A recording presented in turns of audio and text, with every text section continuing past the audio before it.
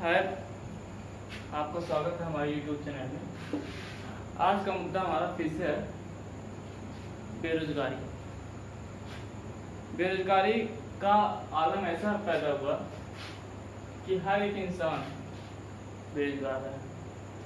यहाँ तक कि एक पढ़ा लिखा इंसान भी बेरोजगार है तो हमारे इंडिया का भविष्य का सबसे खतरा है कि हमारे इंडिया का भविष्य कहाँ जाएगा। क्योंकि अगर मानसिक संतुलन सही न रहे, मानसिक संतुलन कैसे रहेगा जब आपके पास कोई रोजगार नहीं रहेगा, तब मानसिक संतुलन कैसे रहेगा। और रोजगार नहीं रहेगा तो पैसा नहीं रहेगा, पैसा नहीं रहेगा आप खाएंगे क्या। आज भी कई घरों में सब आधी रोटी खा के सोते हैं। तो बेरोजगारी का आलम क्यों पैदा हुआ, आप लोगों ने कभी सोचा है। और फिर आज एक मुहिम चल रहा है स्टूडेंट के लिए। सारे टीचर्स अपनी आवाज़ उठा रहे हैं, आप ही आवाज़ उठाइए। मोदी सरकार की बात करते हैं हम। मोदी जी ने बहुत सारे ऐसे स्कीम लाए जो हम पहले बता देते हैं। पहले तरह जीएसटी लाए, जीएसटी लाए कोई बात नहीं। जीएसटी लाने का असर क्या पड़ा है कि सारे सामान, जो भी रॉ मटेरियल, जो भी खाद्यान्न वाला सामान, कुछ भी सारे महंगे हुए। एक तो इनका फेल हो गया जीएसटी। कहते हैं कि एक जीएसटी, पूरे ऑल इंडिया में एक जीएसटी, एक जीएसटी कोई फॉलो नहीं कर रहा है। फॉलो बस हमारे मध्यम परिवार के लोगों के लिए होता है। जीएसटी के कारण वह ऐसे बेरोजगारी और गरीबी से जूझ रहे हैं कि खाने के लिए 2 वक्त की रोटी नहीं होती, रहने के लिए मकान जूता है हमेशा, ठंडक में कंबल नहीं है, ऐसे बहुत सारी चीज़ें हैं। तो फिर आता है नोटबंदी। इन्होंने सोचा कि नोटबंदी कर देंगे तब इंडिया का सारा काला धन अपने देश में लेते आएंगे। लेकिन तो इन्होंने ये नहीं समझा नोटबंदी से किसको किसको फायदा होगा। आपने कभी देखा कि पूंजीपति कोई भी एटीएम में जाकर लाइन लगा करके पैसे निकाले? कभी नहीं। तो परेशानी कौन सा? मध्यम वर्ग।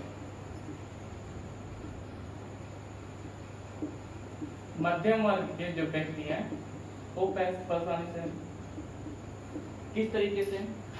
अब जिनके घर में 2 लोग बीमार व्यक्ति रहते होंगे, बाय द वे ऐसा हो, तो उनका तो लगभग 3,000 रुपये महीना उसमें खर्च होता होगा। बहुत से लोग उसमें अपना दम तोड़ रहे हैं।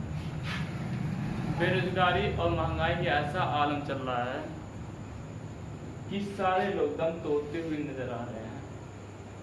आज भी हमारे देश का युवा इलाहाबाद में, हम बता दें, 37 डिग्री सेंटीग्रेड में जो लड़का पढ़ता है उसका दिमाग संतुलन, कैसी कैपेसिटी रहती है कि वो झेल लेता है, लेकिन इस बेरोजगारी के आलम को नहीं झेल पा रहा है। के 4 दिन पहले उत्तराखंड में एक लड़के ने सुसाइड किया और उसने लिखा अपने माँ बाप को, माता पिता को, कि अगले जन्म में मैं फिर आऊँगा, अब की बार हमसे गलती हो गई, बंद होगा, मुझे नहीं, मैं बन नहीं सका, अगली बार जरूर प्रयास करूँगा। उसने सुसाइड कर दिया। तो नोटबंदी से तो भाई पूंजीपति कोई भी एटीएम में लग के लाइन में लग के पैसा नहीं निकाला, लेकिन मध्यम वर्ग के व्यक्ति सारे के सारे एक ऐसी परिस्थिति से गुजरे जिसका कोई बता नहीं सकता जिसको। उसके बाद एक मोदी जी ने कई योजनाएं से लाते गए। फिर कश्मीर का मुद्दा आया, कश्मीर में भी वही काम। भाई आप करिए कोई दिक्कत नहीं, इस चीज को मुद्दा बना के मत कीजिए ना, जो करना ऑन द स्पॉट कर दीजिए।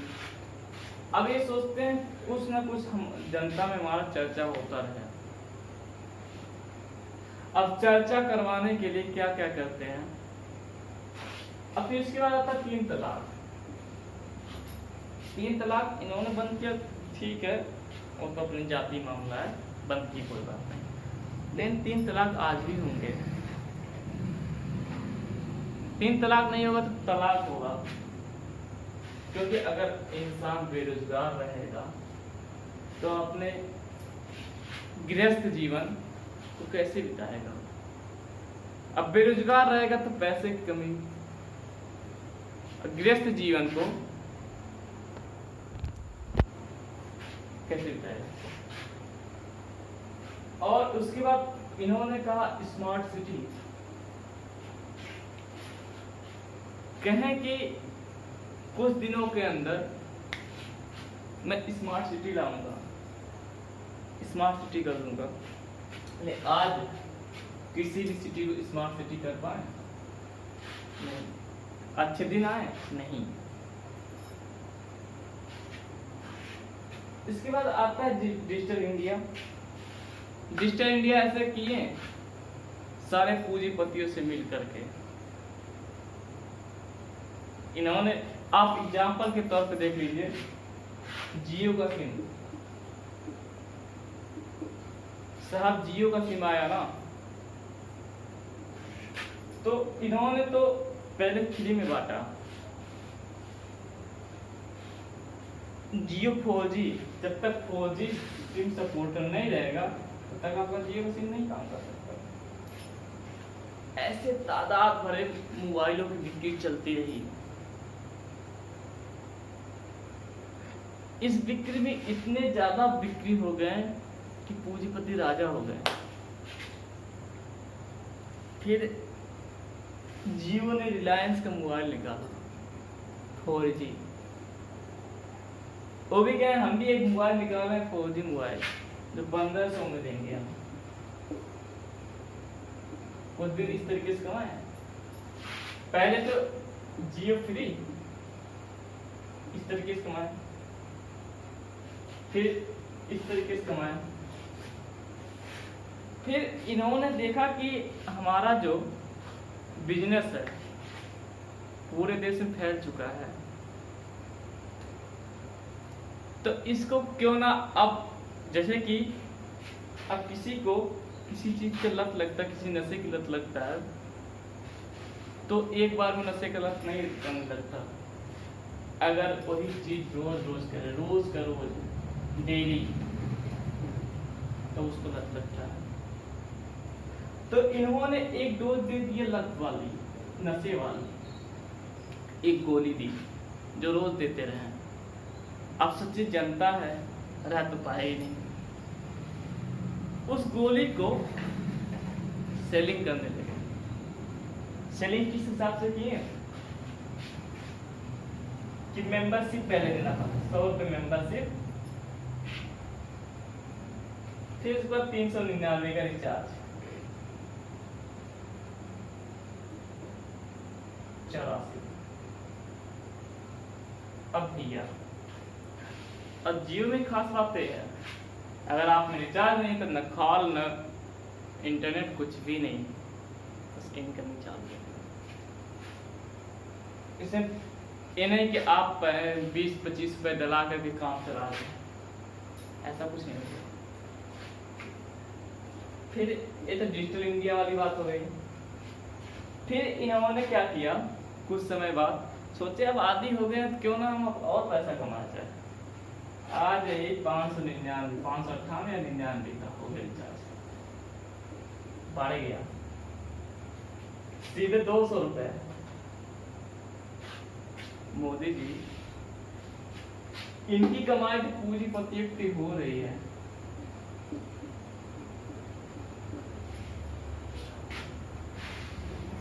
और जो इंसान, चलो ठीक है, ये तो ठीक है।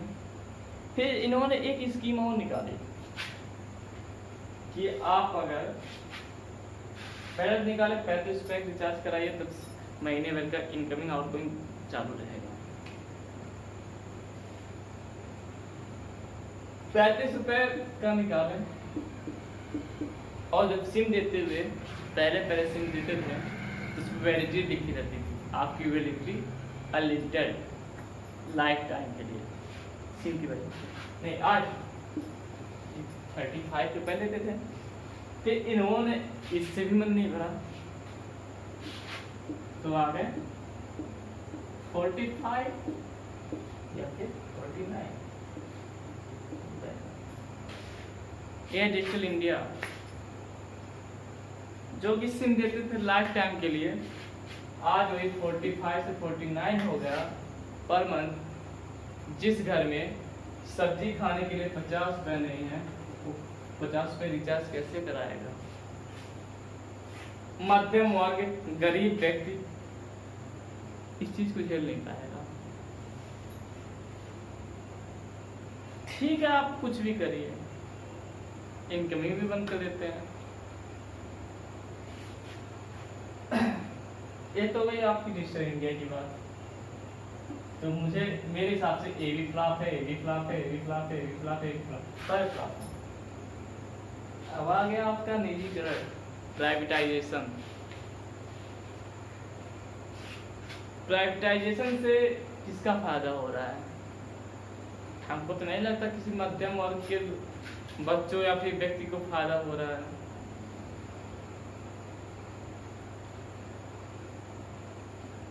यह बहुत ही सोचने वाली बात है, जो कि एक निजीकरण में एक फायदे वाली बात सोचते हैं। कहते हैं मोदी जी कि डिग्री लेकर पकौड़ा बेचो। जब पकौड़ा ही बेचा तो डिग्री क्यों दिया? एक पकौड़े बेचने वाले इंसान में और एक पढ़े लिखे में इन्होंने कुछ अंतर नहीं समझा।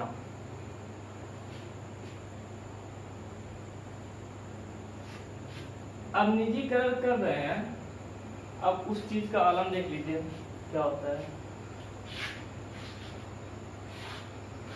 अब जैसे कि आप एग्जाम्पल में ले लीजिए रेलवे में प्राइवेट कर रहे हैं। रेलवे कौन खरीदेगा? कोई पूंजीपति, अंबानी जैसे लोग। वो क्या करेंगे? खरीद लेंगे।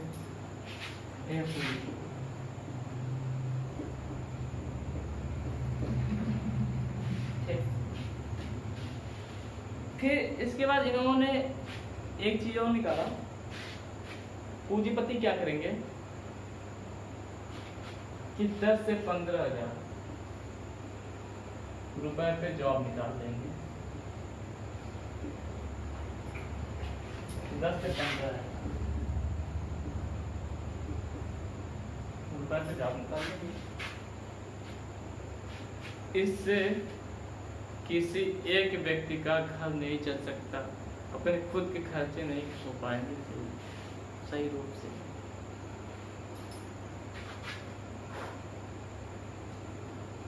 अब यहाँ भी समाप्त नहीं होता।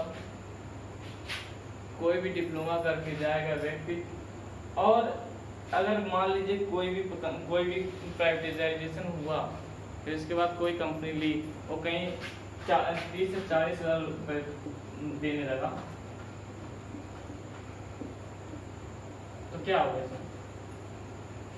यहाँ चाचा भतीजा बन जाएगा, रिलेटिव निकल लेंगे कि भैया हमारे रिलेटिव जा रहे हैं, इनको थोड़ा रख लीजिए। कुछ तो रिलेटिव रहेंगे। ये तो गरीब व्यक्ति है, ठीक। फिर उसके बाद कुछ आएंगे ये तो एजुकेटेड वाले हैं, गरीब में एजुकेटेड। फिर इसके बाद आएंगे अनएजुकेटेड।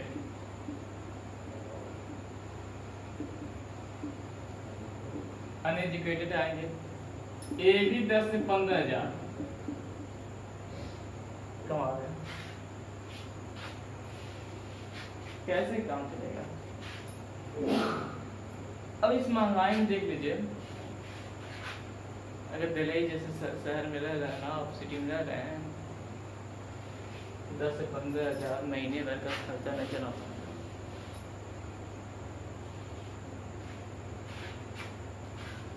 और किस तरीके से देखिए होता है कि 2,500 से 3,000,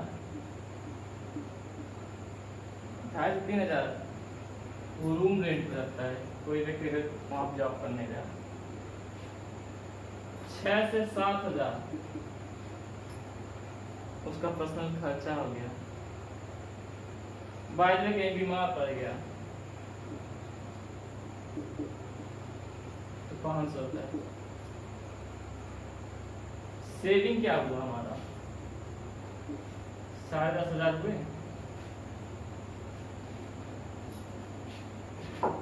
सेविंग 4,500 बच रहा है, तो उसमें से भी वो पता है सेविंग कर पा रहा है कि नहीं। घर वालों को 45 4,500 बचेगा। आज कहते हैं जैसे कि गांव में होता है, कोई एक व्यक्ति कहता है बाबू वो पढ़ा लिखा नहीं, वो भी उतना कमा रहा है, और आप भी पढ़े लिखे, आप तो पढ़े लिखे हो, आप इतना कमा रहे हो।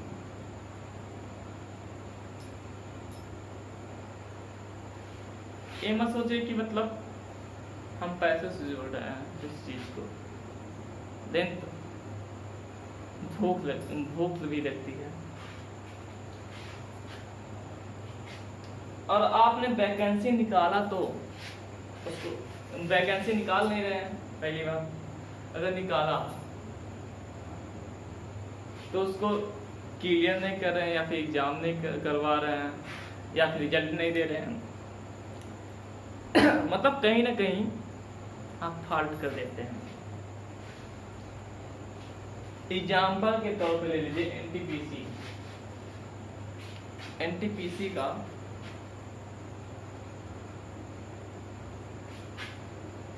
नोटिफिकेशन कब जारी हुआ? 2017।